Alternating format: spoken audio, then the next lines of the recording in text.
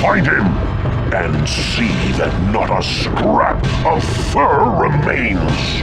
Don't be so hasty. He'd make one heck of a nice rug. Stop! This temple is sacred. You cannot just enter and defile it at your will. Loping?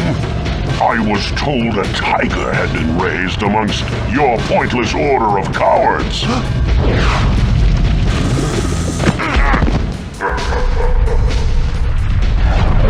Hey, it seems I've been misinformed. You are less than nothing.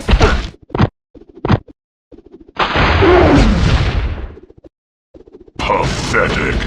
That ends that. Finish up, guards. With pleasure. Amitofo, limitless light of the Buddha upon you all, my dear viewers, and welcome to yet another info-packed episode from your favorite non-professional and unqualified teacher, the 8-Bit Academic, or as my students in my imaginary Kung Fu school call me, Shifu Academic.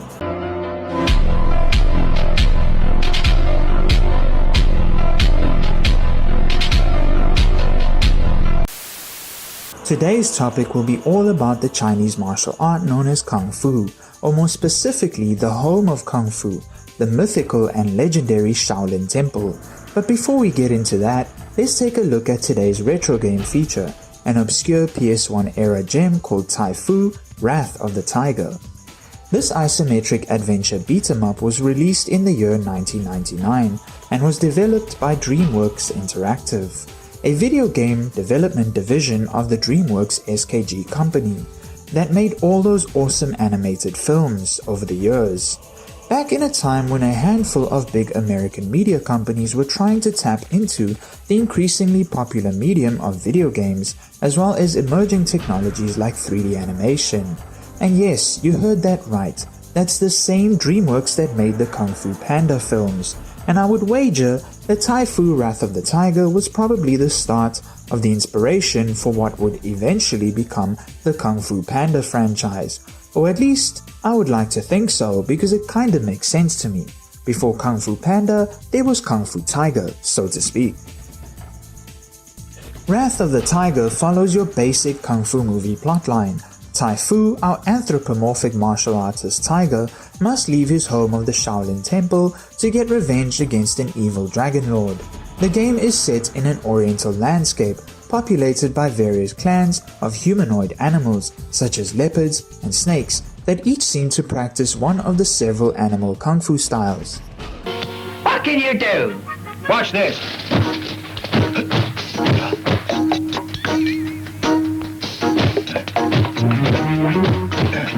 Crane style. Not bad. Leopard. Tiger. Snake. Dragon. He's pretty good, eh? That isn't genuine, though. The game's protagonist, Tai Fu, is the last remaining survivor of the Tiger Clan and must journey to defeat the Dragon Master and avenge his kind. On the way, he learns about his clouded past and masters several kung fu styles, one from each clan master he defeats. So now that we have that totally radical retro gaming goodness out of the way, let's take a deep dive into the subject matter of today's topic, the so-called birthplace of Eastern martial arts, the Shaolin Temple. If you're a fan of martial arts action films like myself, you would have no doubt come across this mysterious location, which is featured in many kung fu movies, where it is often portrayed as a mythical place where after suffering extreme tragedy, one can go and become a monk and be taught in the deadly art of Shaolin Kung Fu. The Shaolin Temple is often portrayed in such films as the central hub of Chinese martial arts, with the so-called warrior monks themselves being seen as experts in both weapons-based and hand-to-hand combat, deadly martial arts skills which they acquire over the years and years of intense training and conditioning, the type that would supposedly put any military throughout history to shame. Sometimes, as is often shown in these films, the training reaches such levels of intensity that some of the monks end up being able to perform supernatural feats, such as breaking bricks with their heads, defying gravity, killing an opponent with a single strike, running on water, and conditioning their bodies to the point of being near indestructible, so much so that any physical attacks, even with weapons, cannot harm them. So of course, thanks to these portrayals in modern media, an almost mythical and legendary image of the Shaolin Temple has developed in the minds of ordinary people, with thousands of martial arts fanatics and pilgrims often making the trip to Hunan province in mainland China just to have the experience of training with the warrior monks in hope that they too will become kung fu masters and gain the ability to explode a man's heart by striking them in the chest.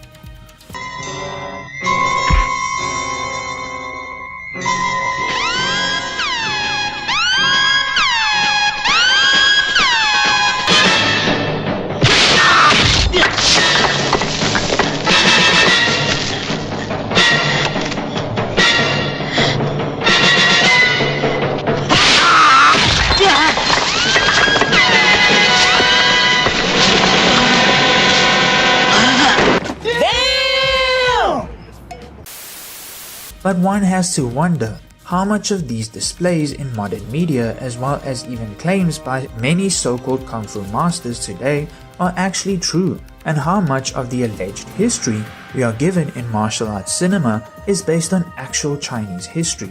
Well, strap in my friends, because I get the feeling that this is going to be yet another long ass video, since we have quite a lot of ground to cover.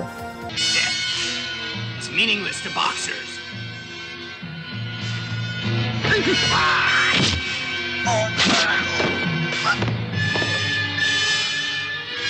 What? What the fuck? The history of the Shaolin Temple is quite a complex one, since unbeknownst to most people, including martial arts fans, it wasn't just a hub of Chinese martial arts, nor was it the place where all Chinese or even Eastern Asian martial arts came from.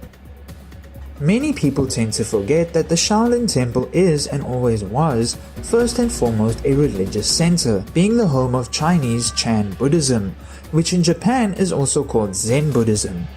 The Shaolin Temple has also played a very significant role in regional politics within China's history, having often been the target of political suppression and affiliation with rebel groups and uprisings, but we will get into that a bit more later on. Our story begins in the year 495 AD, during the height of the Northern and Southern Dynasties period, one of the many times when China was divided into various rival kingdoms or empires. The specific dynasty which would see the rise of the Shaolin Temple was referred to as the Northern Wei dynasty, and was ruled over by Emperor Shao Wen.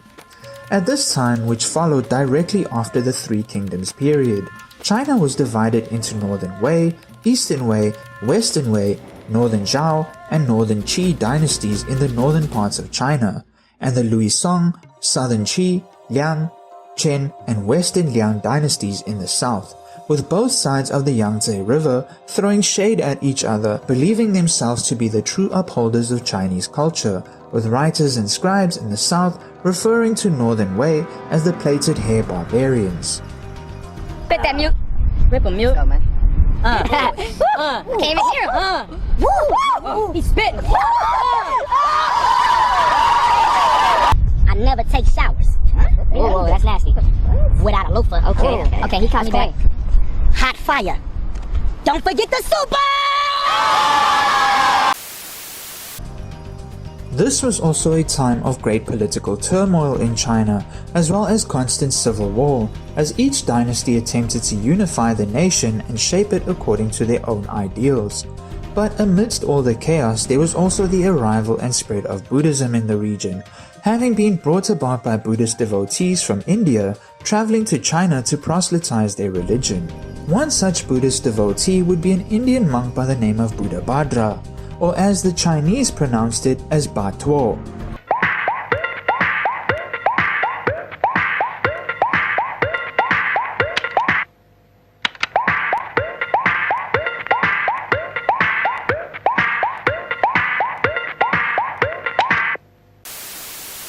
His effectiveness in spreading the message of Buddhism to mainland China had such a major influence and impact on their culture and way of life that Emperor Shaolin of Northern Wei decided to build a monastery in his honor in the aforementioned year 495 AD in what today is known as Hainan Province or Hunan Province, with the word Shaolin in Chinese supposedly meaning young forest, in reference to the location of the temple at the foot of Shaoxi Mountain.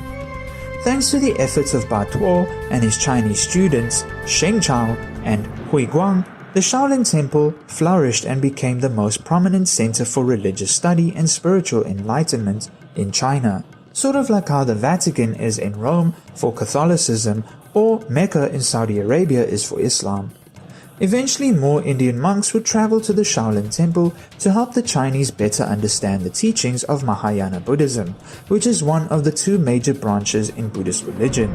Two such examples would be Ratnamati and Bodhiruchi, who helped the Chinese monks set up translation halls to convert the Indian Buddhist texts from Sanskrit to Chinese. What old languages sounded like? Kra, sr, brak, braks, muts, skra, guts.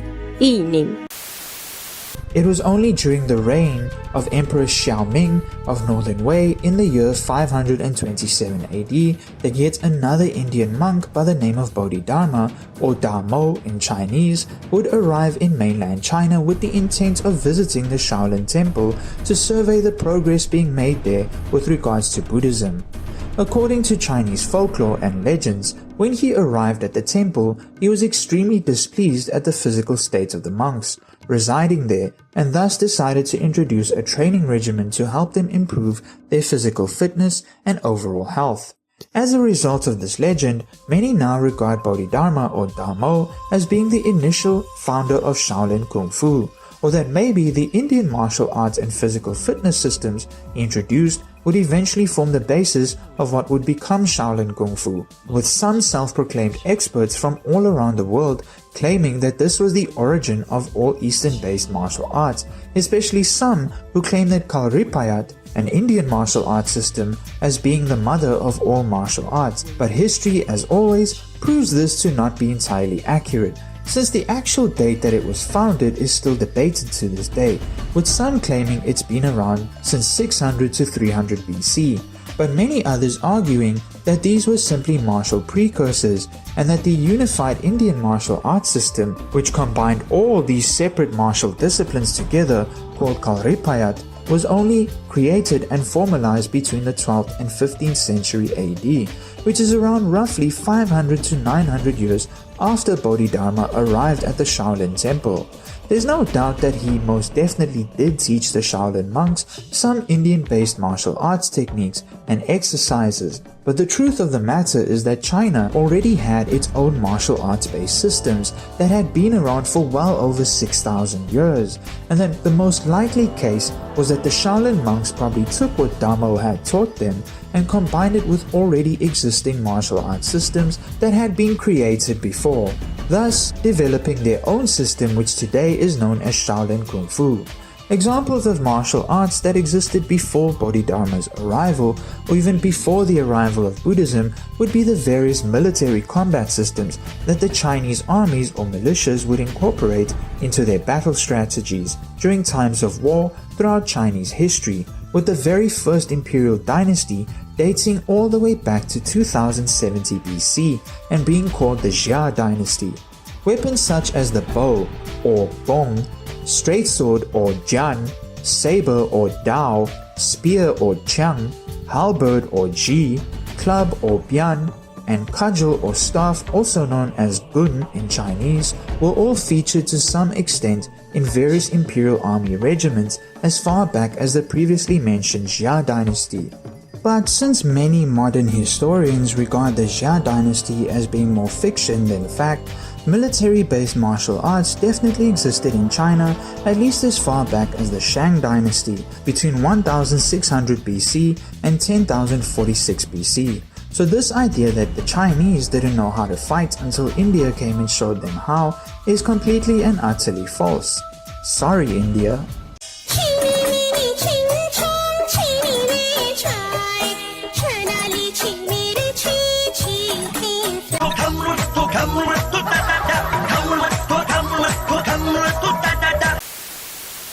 Not to mention that martial arts like Shuai Jiao or Chinese jacket wrestling has been recorded as dating back over 6,000 years, as I had mentioned before, as well as Qigong, which is a concept that forms the basis for many so-called Chinese internal martial arts like Tai Chi, having been around for over 2,000 years, evolving out of the meditative, spiritual and alchemical practices of Taoist sages and priests in early Bronze Age China, even incorporating spiritual and religious influences from Confucianism.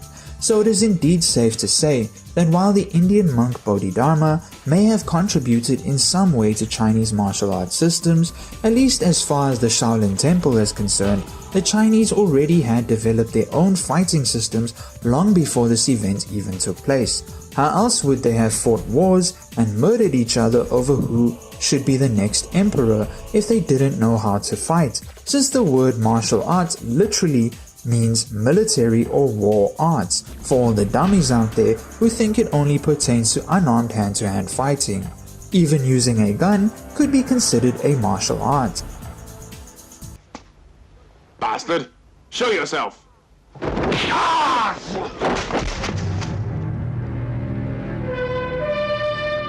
Bastard, am I? You're very clever. You know your name. So the idea that Bodhidharma taught the monks how to fight or invented Shaolin Kung Fu is largely a 20th century myth, but which itself was heavily influenced by the now debunked 17th century legend that claimed Bodhidharma taught the monks philosophies of Chan Buddhism, which the monks were then able to use to create their own combat techniques that developed into Shaolin Kung Fu, and was found in a Qigong manual written in 1624 called the Yijing Jing, or Sinews Changing Classic, by a self-proclaimed Taoist master named Shi Ning, but dating as far back as even the Qing dynasty from 1644 to 1911, martial arts scholars and historians have debunked the claims written in the manual multiple times, and pointed out numerous inconsistencies and exaggerations. How the idea of Bodhidharma or Dharmo teaching the Shaolin monks Kung Fu became popular in the 20th century is thanks to a fictional Chinese novel called The Travels of Lao Tan, which was serialized in the years 1904 to 1907. But in the end, regardless of all this, it is clear that Buddhist Indian monks like Bodhidharma or Dharmo and Buddhabhadra or Bato definitely had a massive impact on the development of the Shaolin Temple in its early days, at least in terms of Chan Buddhism, and contributing in some way to the physical training the monks would practice to help them stay healthy and fit, since both of these figures are still revered to this day by the monks living at the temple, and apparently you can even visit Bodhidharma's tomb just outside the temple grounds as well. Throughout its history though, the Shaolin Temple also played quite a role in Chinese domestic and political affairs, and as a result of this had even been destroyed a number of times only to be re-established later on. One of the earliest examples of these not so peaceful monks getting involved in a regional conflict on at least 2 occasions would be towards the end of the Sui dynasty in the year 618 AD and again in the year 621 AD, wherein they took up arms to defend the temple from roving bandits and also aided in the defeat of the rogue general and wannabe emperor Wang Shichong at the Battle of Huolao. After siding with his enemy Li Shimin, who would later on become the second emperor of the Tang dynasty after his father Li Yuan rebelled against and overthrew the Sui dynasty and became its first emperor. Because of the assistance of the Shaolin monks in helping them defeat Wang Shichong when the Sui dynasty fell, both emperors Li Shimin and his father would use their imperial power to bestow great favor and patronage upon the Shaolin Temple during the Tang dynasty from 618 AD to 907 AD, and this would also result in the Tang government and military calling for aid whenever necessary from the Shaolin Temple in dealing with bandits, local uprisings, and small-scale conflicts. There is also another incident during the Ming dynasty from 1368 AD to 1644 AD, where the Shaolin monks were once again called upon to help the military in a campaign against Japanese pirates called War Kuo that had begun raiding the Chinese eastern and southeastern coasts. The geographer Zheng Ruocheng provides the most detailed of the 16th century sources, which confirm that in 1553, Wan Biao, Vice Commissioner-in-Chief of the Nanjing Chief Military Commission, initiated the conscription of monks, including some from Shaolin, against these pirates.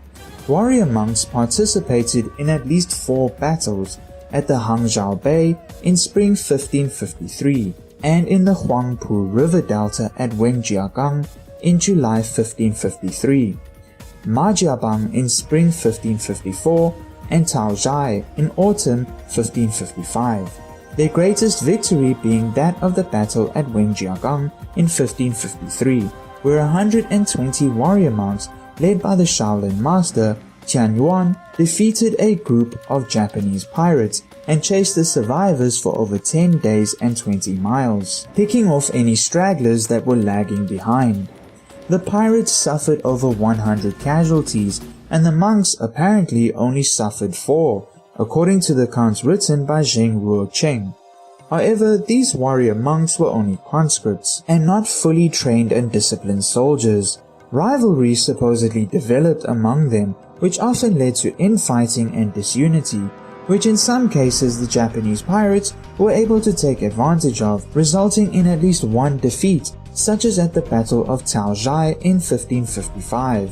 早上好，中国！现在我有冰淇淋，我很喜欢冰淇淋，但是速度与激情就冰淇淋，速度与激情，速度与激情就我最喜欢，所以现在。 Aside from these handful of cases, there don't really exist any other accounts of the warrior monks of Shaolin Temple engaging in regional conflicts on behalf of the Chinese Imperial Army, or at least no others that I could find. There is, however, one legendary tale of 120 monks going up against an army of over 10,000 men and defeating them, but I struggled to find any sources on this legend outside of one obscure forum online, so it's probably just a myth. It must also be noted that not every monk at the Shaolin Temple back then and even today was a warrior monk who trained in martial arts. Majority of the monks in the temple are in fact devout Buddhist monastics, who often leave behind their worldly lives to take on vows at the temple and either remain there for the rest of their days or for a certain period of time, the same way nuns would do at a convent. The warrior monks are a specific and separate faction of monks that serve the purpose of guarding the temple, its valuables, and the monastic monks. They do not take on any vows and are not required to devote themselves to Buddhist teachings, and are even allowed to eat meat since it is required for their rigorous training regimen. The best way to think of them is almost like what the Swiss Guard is to the Vatican, or at least that's how they used to be in China's past. Today they have become more of a cultural icon and tourist attraction, but we will get into that in more detail towards the end of the video. Now, due to its random involvement in political and military affairs throughout Chinese history, this often resulted in the Shaolin Temple being the target of some not-so-friendly entities, which in some cases often resulted in it being attacked, and in quite a few of these cases being utterly destroyed.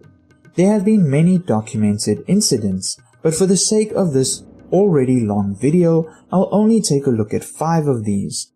The first incident of this happening was during an anti-Buddhist campaign initiated by Emperor Wu of the Northern Zhao dynasty between the years of 574 AD to 577 AD, wherein he relentlessly attacked any and all sacred temples and monasteries related to Buddhism, including the Shaolin Temple, believing that they had become too powerful and wealthy. Along with the destruction, he also confiscated their lands and redistributed them among his soldiers, and brutally persecuted the monks themselves. The second incident would be during the aforementioned end of the Sui dynasty in 618 AD.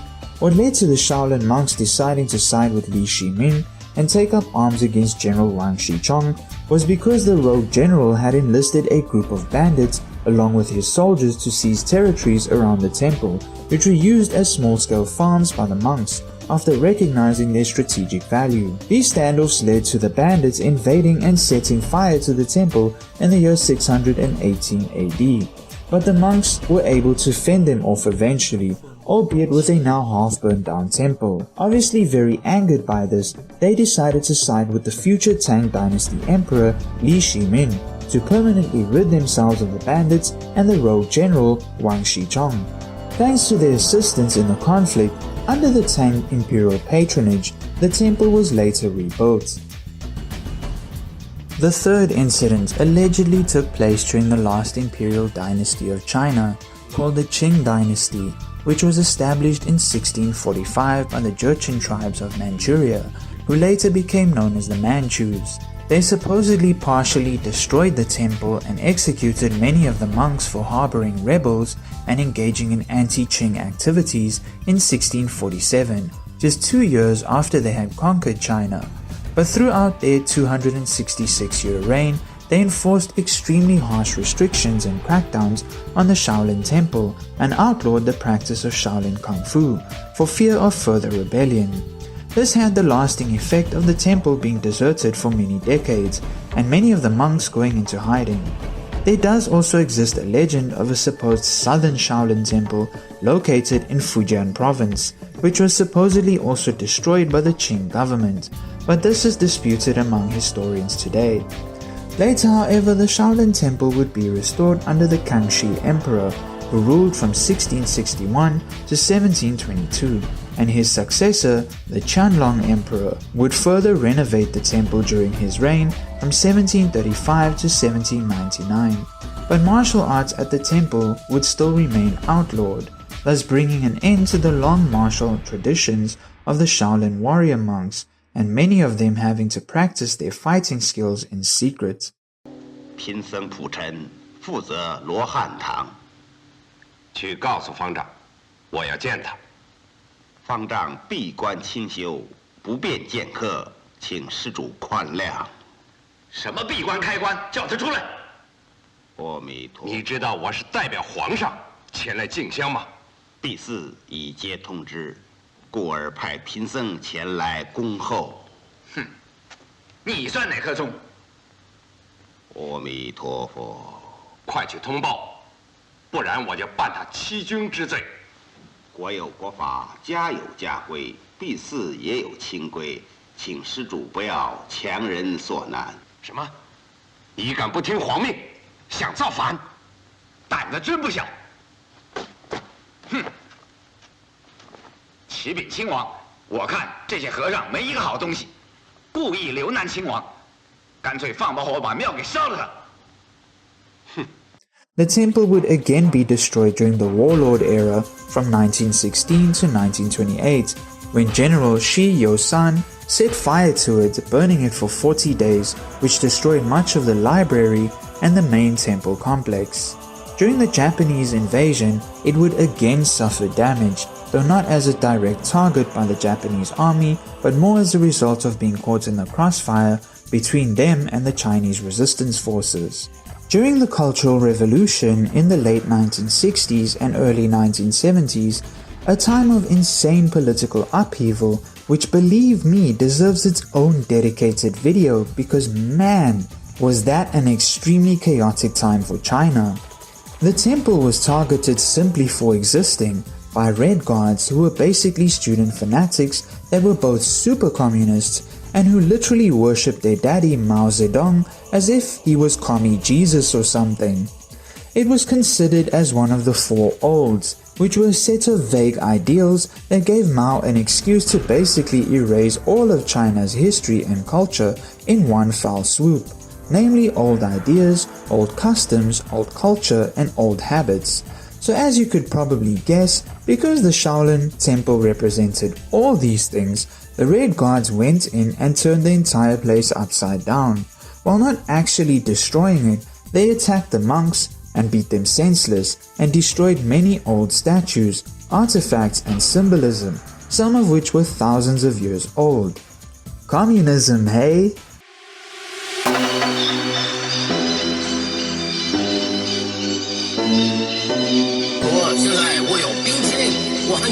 淇淋电视速度与激情就。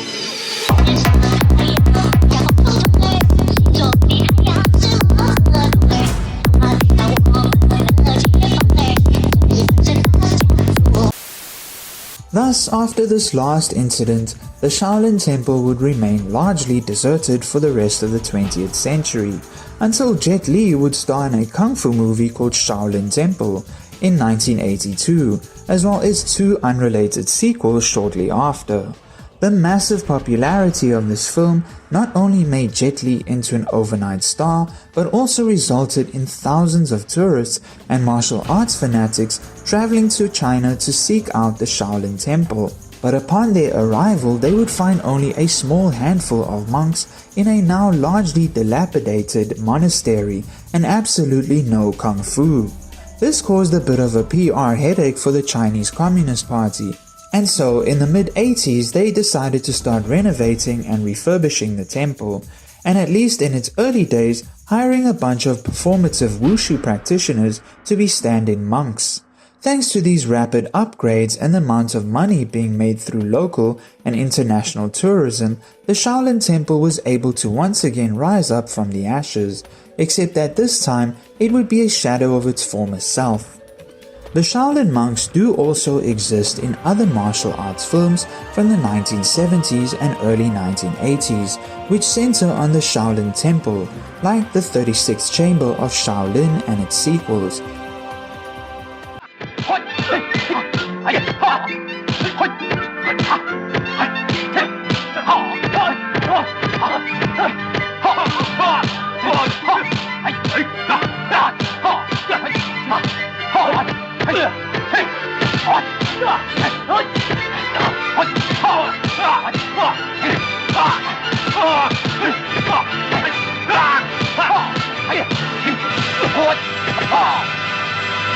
"18 Bronze Men",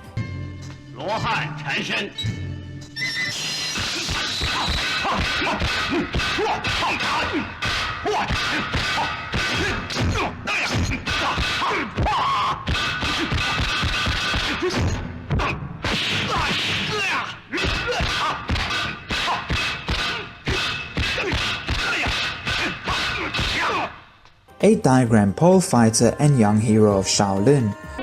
佛祖面前，豈能破戒？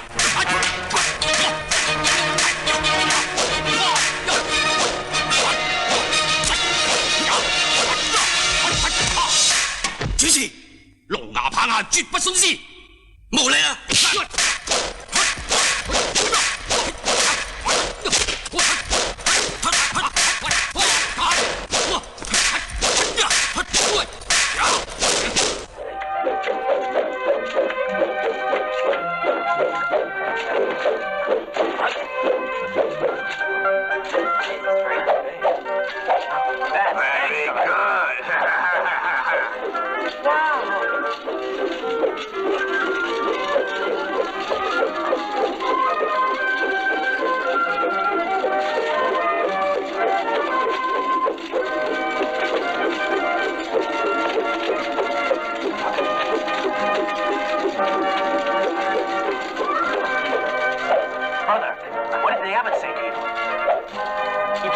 In the kitchen. What? Really?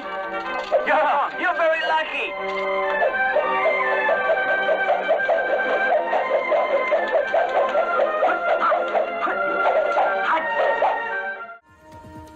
All of these films were produced in either Hong Kong or Taiwan, and not mainland China, which, as mentioned earlier, was going through a bit of political chaos thanks to the Cultural Revolution, at least still in the 1970s.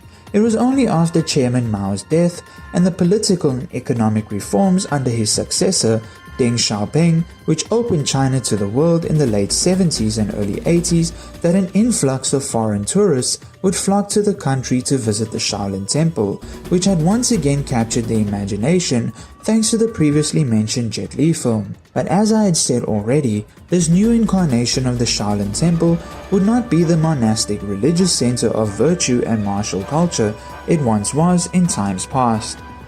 Instead, it became a tourist attraction and profit-oriented business with its own branding. In the now economically booming China, which despite its communist policies and ideals decided that maybe money wasn't such a bad idea after all. Karl Marx can go for himself.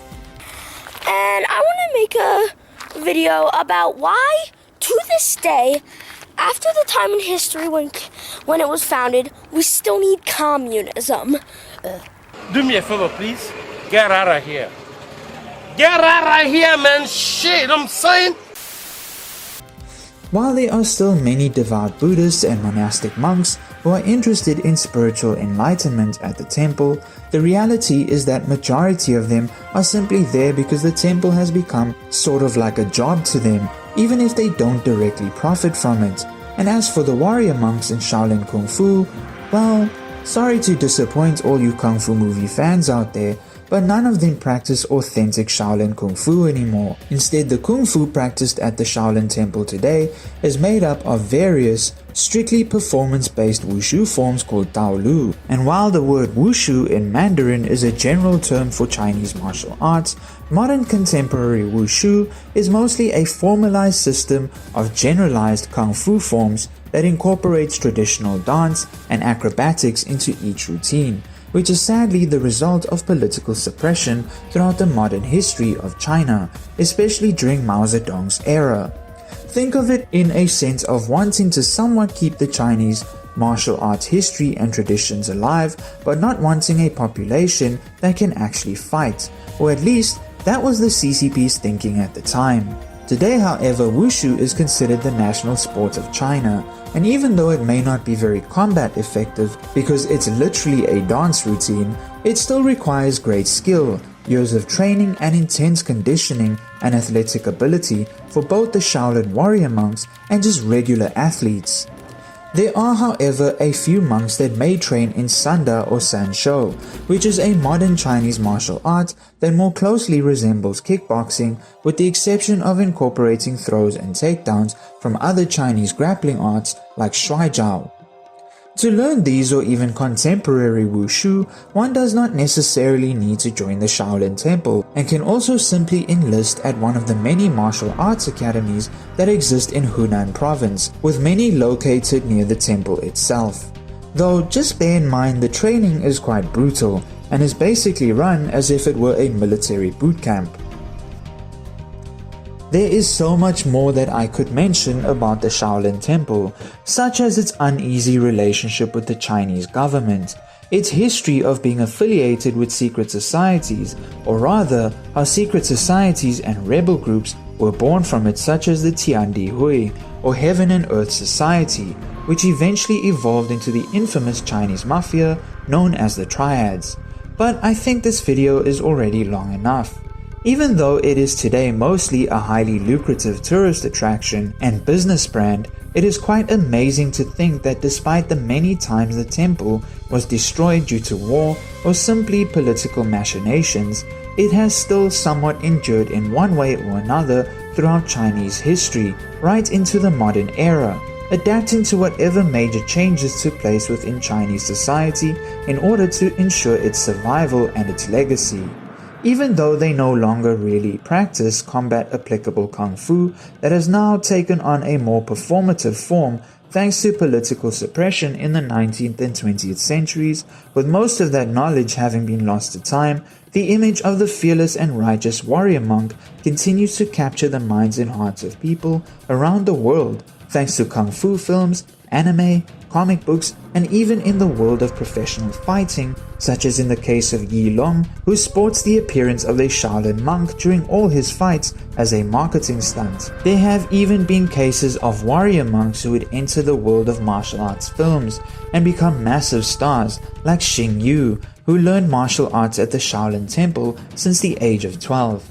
You may have noticed him in a handful of Donnie Yen movies like Flashpoint, and as the leg fighter from Kung Fu Hustle.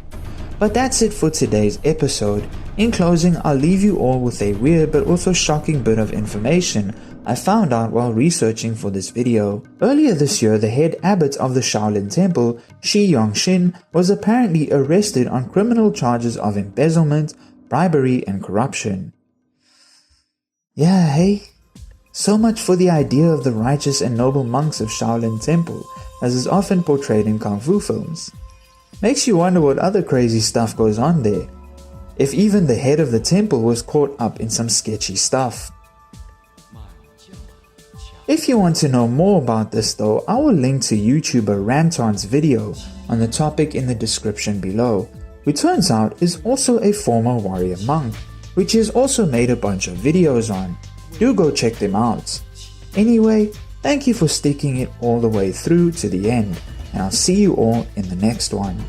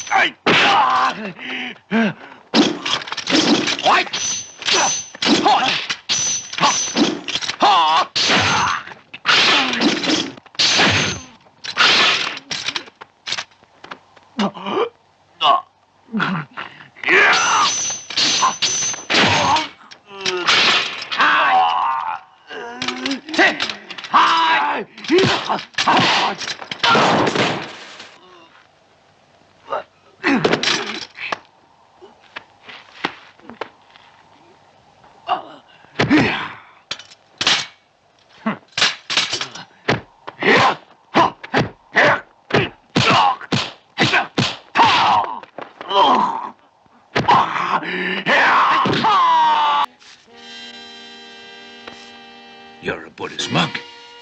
You must show mercy. Even Buddha punished evil.